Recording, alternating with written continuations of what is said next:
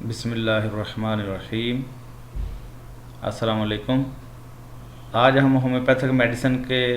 درست استعمال اور ہومیوپیتھک میڈیسن کی حفاظت کا طریقہ کار آپ کو سمجھائیں گے۔ ہوتا یہ ہے کہ ایک مریض جب ایک لمبی کیس ہسٹری دینے کے بعد اپنا ہومیوپیتھک علاج شروع کراتا ہے اور اس کا ہومیوپیتھک معالج اس کے لیے ایک اچھی دوائی تجویز کر کے اس کو فراہم کر دیتا ہے، تو بعض کا دیکھنے میں یہ آیا ہے کہ مریض اس دوائی کی درست حفاظت نہ کرنے کی وجہ سے یا درست طریقے سے استعمال نہ کرنے کی وجہ سے اس قیمتی دوائی سے بھرپور فائدہ نہیں اٹھا پاتے۔ تو آج کے سیشن میں ہم آپ کو بتائیں گے کہ ہومیوپیتھک میڈیسن کی حفاظت کس طرح کی جائے، تاکہ جس طریقے سے آپ نے اس کی پہلی خوراک لی ہے اور اس نے آپ کو فائدہ دیا ہے تو آخری خوراک لینے تک بھی آپ کو اتنا ہی فائدہ پہنچنا چاہیے۔ ایسا نہ ہو میڈیسن کی پہلی خوراک سے تو آپ کو بھرپور فائدہ شروع ہو جائے، آپ اس کے رزلٹ کو محسوس بھی کرنا شروع کر دیں، لیکن جیسے جیسے وقت گزرتا جائے وہی دوائی آپ کو بے اثر ہونا شروع ہو جائے۔ دراصل ہوتا یہی ہے کہ مریض کلینک میں سے اچھی دوائی لے کر جاتا ہے، بہترین سلیکٹڈ میڈیسن لے کر جاتا ہے، لیکن بعد کی بے احتیاطی کی وجہ سے اس کے اثرات کو ضائع کر دیتا ہے۔ تو آج ہم آپ کو بتائیں گے کہ کس طریقے سے اس دوائی کے اثرات کو محفوظ رکھنا ہے، اس دوائی کو ایکسپائر ہونے سے محفوظ رکھنا ہے، اور وہ کون سا طریقہ ہے جس سے آپ ایک ویل سلیکٹڈ ہومیوپیتھک ریمیڈی سے اچھا اور بھرپور فائدہ اٹھا سکتے ہیں۔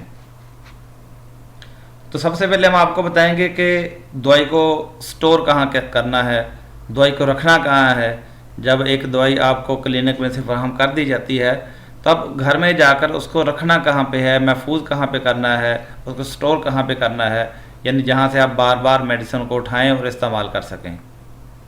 تو سٹوریج کے حوالے سے سب سے پہلے یہ سمجھ لیں کہ ہومیوپیتھک دوائی کو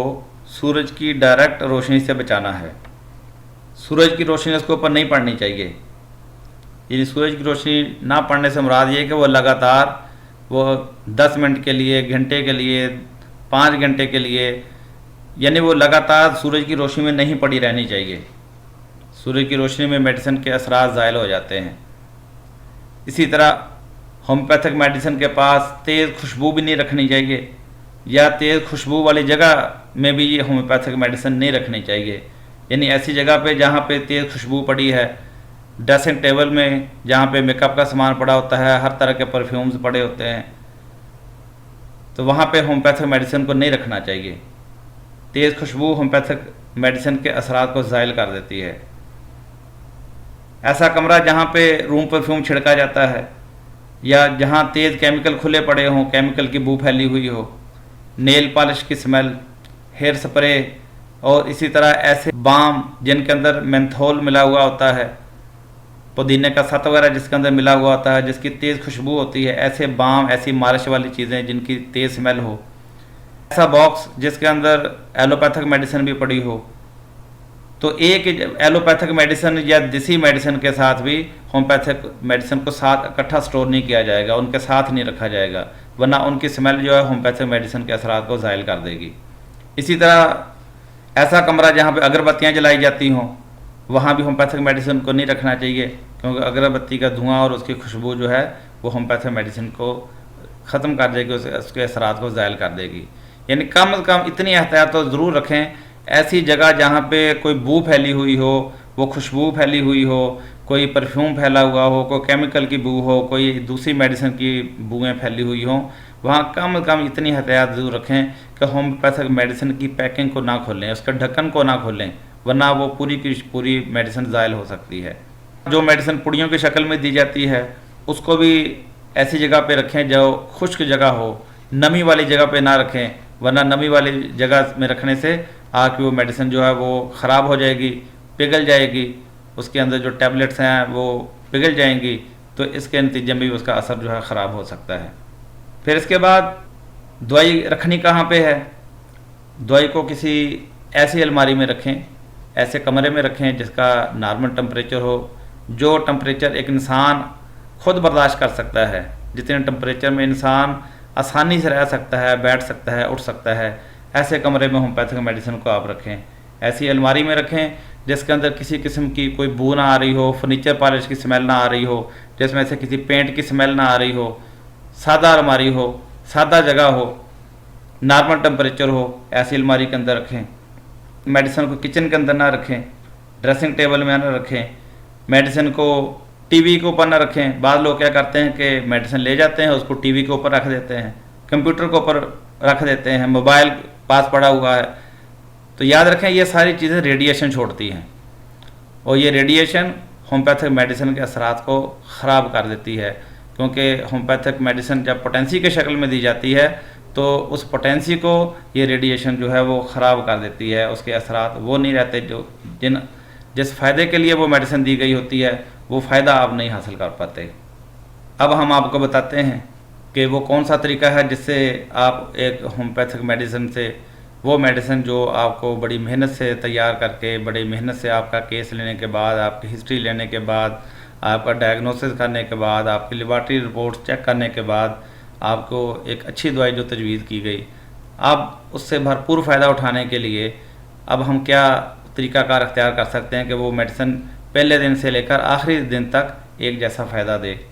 تو سب سے پہلے تو یہ ہے کہ آپ ہومیوپیتھک دوائی کو اپنے ہومیوپیتھک ڈاکٹر کی ہدایات کے مطابق، اس کے بتائے ہوئے وقت کے مطابق استعمال کریں۔ جو طریقہ کار وہ سمجھا دے اس طریقے کو اچھی طرح سنیں، سمجھیں، اس کو پڑھیں، اور اگر بھول جائے تو دوبارہ آپ اپنے ڈاکٹر سے رابطہ کر کے پوچھیں اور اس کی ہدایات کے مطابق میڈیسن کو استعمال کریں۔ اور اس کے ساتھ اگر ایک مریض کو اس کے مرض کے مطابق کوئی غذائی پرہیز بتائی گئی ہے، کوئی چیزیں کھانے کے لیے بتائی گئی ہیں، کچھ چیزوں سے منع کیا گیا ہے، تو اس غذائی پلان کو بھرپور طریقے سے فالو کریں، منع کی ہوئی چیزوں کو چھوڑیں، اور جو چیزیں کھانے کے لیے بتائی گئی ہیں ان کو کھائیں، کیونکہ آپ کو وہی چیزیں منع کی جاتی ہیں جو آپ کے علاج میں رکاوٹ ہوتی ہیں، آپ کو وہی چیزیں روکی جاتی ہیں جس سے آپ کا مرض بڑھ سکتا ہے، آپ کی تکلیف بڑھ سکتی ہے، یا آپ کی میڈیسن کا اثر خراب ہو سکتا ہے۔ تو لہذا ان غذائی پلان کے اوپر عمل کرنا، ان احتیاطوں کے اوپر عمل کرنا، یہ دراصل آپ اپنے علاج کو کامیاب کرتے ہیں۔ اگر آپ ان چیزوں کو فالو نہیں کریں گے، آپ کہیں گے جی سارا علاج میڈیسن سے ہی ہوگا، میں کوئی پرہیز نہیں کروں گا، میں کوئی ہر طرح کی بات پرہیزی اس سے رہے کرتا جاؤں گا، اپنی مرضی سے کھاؤں گا پیوں گا، تو اس کا مطلب یہ ہے کہ آپ اپنے علاج کے لیے سنجیدہ نہیں ہیں، آپ نہیں چاہتے کہ میں مکمل ٹھیک ہو جاؤں۔ اور یہ یاد رکھیں کہ کوئی بھی علاج ایسا نہیں ہے جو صرف میڈیسن سے مکمل ہو جائے، علاج کے اندر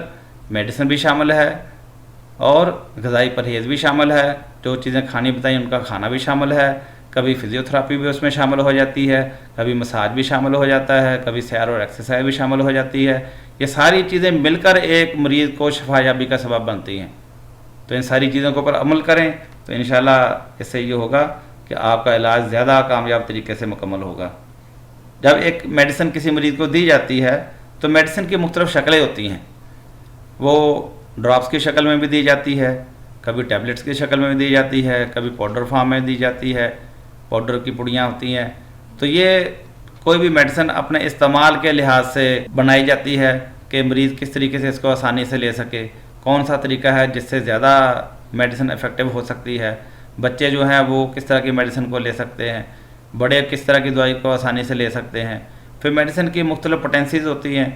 اس پوٹینسی کے اعتبار سے بھی دوائی کا انتخاب کیا جاتا ہے کہ یہ کسی مریض کے لیے لیکوڈ فارم میں بہتر ہے، یا یہ ڈرائی فارم میں بہتر ہے، یا یہ گولیوں چھوٹی چھوٹی گولیوں کی شکل میں بہتر ہے۔ تو یہ فیصلہ مریض کی کنڈیشن کے مطابق کیا جاتا ہے۔ تو لہذا یہ ذہن میں رکھیں کہ جو بھی میڈیسن لیکوڈ فارم میں ہو، قطروں کی شکل میں ہو، تو ان قطروں کو کبھی بھی براہ راست زبان کے اوپر ڈال کے نہ پئیں، اس کو اسی طرح چمچ بھر کے نہ پئیں، زبان کے اوپر قطرے نہ گرائیں، بلکہ قطروں والی میڈیسن کو ہمیشہ پانی میں حل کر کے پئیں، اور استعمال سے پہلے میڈیسن کی بوتل جو ہے اس کو اچھی طرح 8-10 جھٹکے دیں، اچھی طرح ہلائیں، پھر اس میں سے وہ ڈراپس نکالیں، لیکوڈ میڈیسن نکالیں، اور جتنا پانی بتایا گیا ہے اس پانی میں حل کر کے چمچ سے اچھی طرح ہلا کے اس کو استعمال کریں۔ اور یہ بھی ذہن میں رکھیں کہ جو بھی میڈیسن پانی میں حل کر کے پینے کے لیے بتائی گئی ہو تو وہ پانی جو ہے وہ تازہ پانی ہو، نارمل ٹمپریچر والا پانی ہو، وہ فریج کا پانی نہ ہو، برف والا پانی نہ ہو، ٹھنڈا بہت زیادہ ٹھنڈا پانی نہ ہو، بلکہ وہ پانی ہو جو پانی عام حالات میں نارمل ٹمپریچر کے مطابق جو سادہ پانی ہے، آپ اس پانی میں اس میڈیسن کو ڈال کے پئیں۔ میڈیسن کو چائے میں ڈال کے نہ پئیں، کافی میں ڈال کے نہ پئیں، بوتل کے ساتھ نہ پئیں، بلکہ سادہ پانی میں حل کر کے پئیں۔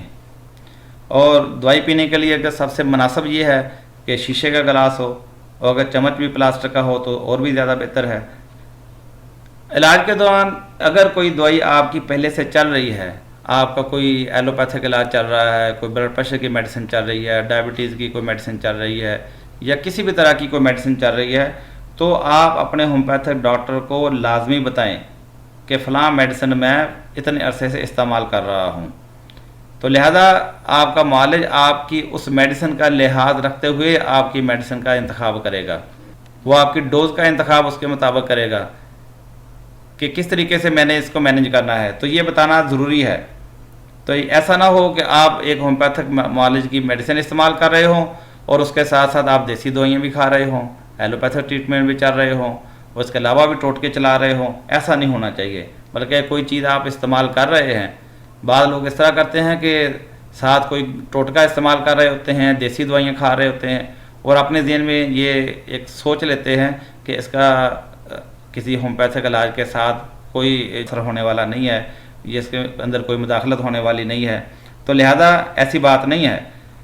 جب آپ نے ہومیوپیتھک علاج شروع کرا لیا تو اب کسی بھی طرح کی اندرونی اور بیرونی مداخلت نہ کریں، بلکہ آپ اپنے معالج کو بتائیں کہ فلاں مرض کے لیے، فلاں تکلیف کے لیے میں پہلے سے یہ میڈیسن لے رہا ہوں، تو لہذا اب مجھے کیا کرنا چاہیے، وہ چھوڑ دینی چاہیے یا کم کر دینی چاہیے، یا اس کے ساتھ ہومیوپیتھک میڈیسن چل سکتی ہے یا نہیں چل سکتی، تو یہ اپنے معالج کو لازمی بتائیں۔ اسی طرح ایک مرض کے، ایک تکلیف کے علاج کے دوران اگر آپ کو کوئی اور دوسرا مرض لگ جائے، کوئی دوسری تکلیف آ جائے، موسمی تکلیف آ جائے، کسی بھی طریقے سے کوئی تکلیف آ جائے، تو ایسی صورت میں بھی ایسا نہیں ہے کہ آپ اپنی مرضی سے ہومیوپیتھک علاج کے اندر ہی دوسری دوائی کھانا شروع کر دیں۔ بعض مریض کیا کرتے ہیں کہ اس کا ہومیوپیتھک علاج چل رہا ہوتا ہے، وہ ہومیوپیتھک دوائی بھی کھا رہے ہوتے ہیں، اس کے ساتھ ساتھ دوسری دوائیاں بھی اس کے اندر کھانا شروع کر دیتے ہیں۔ ایسا نہیں ہے۔ اگر ایسی صورتحال ہو جائے تو آپ کو چاہیے کہ آپ اپنے ہومیوپیتھک معالج کو ہی بتائیں، تاکہ وہ اس بعد میں آنے والی تکلیف کا بھی حل جو ہے ہومیوپیتھک طریقہ علاج کے مطابق ہی کریں۔ دوران علاج کسی بھی قسم کی نشہ آور یا نیند آور میڈیسن کو استعمال نہ کریں۔ بعض لوگ کسی نشہ آور یا نیند آور دوائی کے عادی ہوتے ہیں، جب تک گولی نہیں کھاتے ان کو نیند نہیں آتی، تو ایسے لوگ جو ہیں وہ اس چیز سے پرہیز کریں۔ ایسی دوائیاں جو آپ کے اعصابی نظام کو متاثر کرتی ہیں، تو یہ ہومیوپیتھک میڈیسن کے اثر کو بالکل زائل کر کے رکھ دیتی ہیں۔ ایسے لوگوں کا ہومیوپیتھک علاج کبھی کامیاب نہیں ہوتا جو نشہ آور اور نیند آور میڈیسن کھا رہے ہوتے ہیں۔ تو لہذا ایسی دوائی کبھی بھی استعمال نہ کریں۔ اگر کسی کو کوئی ایسی ضرورت پڑ بھی جائے، ایسا کوئی مسئلہ بن جائے، تو اپنے ہومیوپیتھک معالج کو بتائے تاکہ اس کا حل ہومیوپیتھک طریقے سے کیا جائے۔ بازاری میڈیسن، یعنی بازاری میڈیسن سے مراد وہ جو مختلف کمپنیاں جو ہیں مختلف ناموں سے دوائیاں بنا دیتی ہیں، اور اخبارات کے اندر ان کے اشتہارات آتے ہیں، اور لوگ کیا کرتے ہیں کہ وہ اخبار اٹھاتے ہیں، وہاں سے اشتہار پڑھتے ہیں، اور کسی بھی سٹور پر جا کر وہ دوائی طلب کر کے اس کو خود استعمال کرنا شروع کر دیتے ہیں، خود علاجی کا شکار ہو جاتے ہیں۔ تو یاد رکھیے یہ خود علاجی جو ہے یہ بہت ہی خطرناک ہے۔ خود علاجی کا شکار نہ ہوں، بلکہ آپ کسی بھی اخباری اشتہارات والی میڈیسن کو کبھی بھی خود استعمال نہ کریں، اور بلکہ کوئی بھی میڈیسن چاہے کتنی بھی اچھی کمپنی کی کیوں نہ بنی ہوئی ہو، کوئی بھی میڈیسن اپنے معالج کے مشورے کے بغیر کبھی بھی استعمال نہ کریں، اور کبھی ایسا بھی نہ کریں کہ اپنے استعمال کی دوائی کبھی بھی ملتے جلتے مرض کے دوسرے مریض کے اوپر آزمانا شروع کر دیں۔ آپ سوچیں کہ مجھے بھی اس تکلیف سے اسی میڈیسن سے آرام آیا تھا، تو لہذا چونکہ میرے اس دوست کو، میرے اس بھائی کو، میرے اس بیٹے کو، چونکہ اس کو بھی یہی تکلیف ہے، تو لہذا میں اس کو بھی یہی میڈیسن دیتا ہوں، اس کے اوپر بھی اسی دوائی کو آزماتے ہیں۔ تو یہ انتہائی خطرناک طریقہ کار ہے، کیونکہ ہر مرض کا سبب الگ ہوتا ہے، ہر تکلیف کی بنیاد کچھ اور ہو سکتی ہے۔ تو ایسا نہیں ہے کہ ایک جیسی تکلیفیں جو ہیں وہ ایک ہی مرض کی وجہ سے ہوں یا اس کا ایک ہی سبب ہو۔ تو لہذا اس طرز عمل سے بھی احتیاط کریں، یہ بہت خطرناک طریقہ کار ہے، اور بہت ساری دنیا بہت سارے لوگ جو ہیں اسی وجہ سے ان کے مرض ناقابل علاج ہو جاتے ہیں کیونکہ وہ خود الرجی کا شکار ہوتے ہیں۔ اور اگر ایک ہی خاندان کے مختلف افراد ایک ہی ہومیوپیتھک ڈاکٹر سے علاج کروا رہے ہوں تو بعض اوقات یہ ہو جاتا ہے کہ 2-3 مریضوں کو ایک ہی وقت میں میڈیسن کی ضرورت پیش آ جاتی ہے۔ تو ایسی صورت میں اگر کوئی میڈیسن پانی میں حل کرنے کے لیے بتائی گئی ہے کہ پانی میں حل کر کے پی جائے، تو ہر مریض کا اپنا کپ ہونا چاہیے جس میں وہ میڈیسن کو حل کر کے استعمال کرے۔ ایسا نہیں ہے کہ ایک کپ کو رکھ لیا جائے اور گھر کے سارے افراد باری باری اسی میں اپنے اپنی میڈیسن حل کر کے پینا شروع کر دیں۔ تو یاد رکھیے اس طریقے سے کیا ہوگا، کیونکہ سب کی میڈیسن الگ ہونے کی وجہ سے نتیجہ یہ ہوگا کہ جو پہلا مریض ہوگا اس کو درست میڈیسن مل جائے گی، اور بعد والا جو ہوگا اس میں پہلی دوائی کے اثرات اس میں ہوں گے، بعد والوں کی ساری دوائی جو ہے وہ متاثر ہو جائے گی، اس کو وہ رزلٹ نہیں مل سکے گا، اس طریقے سے اس کا علاج خراب ہو جائے گا۔ تو سامعین، یہ ہے وہ بنیادی احتیاطیں، ہومیوپیتھک میڈیسن کو محفوظ کس طرح رکھنا ہے، اس کو سٹور کہاں پہ کرنا ہے، کس جگہ پہ گھر میں رکھنا ہے، اور اس کو کس طریقے سے استعمال کرنا ہے، استعمال کرنے میں کیا احتیاطیں ہیں، یہ ساری آپ کے سامنے رکھی گئی ہیں۔ یہ کچھ بنیادی چیزیں تھیں جن میں عمومی طور پر لوگ غلطی کر جاتے ہیں، جس سے ہومیوپیتھک دوائی کے اثرات ظاہر ہو جاتے ہیں۔ یہ آج آپ کے سامنے بیان کیے گئے ہیں، تو ان اصولوں کو اپلائی کریں، اس کے مطابق آپ ہومیوپیتھک علاج کرائیں۔ انشاءاللہ تعالیٰ آپ کے نہ صرف یہ کہ پرانے امراض ٹھیک ہو جائیں گے اور آپ اس بہترین طریقے سے فائدہ اٹھا سکیں گے۔ تو اللہ تعالیٰ آپ کا محافظ ہو۔ فی امان اللہ۔ السلام علیکم۔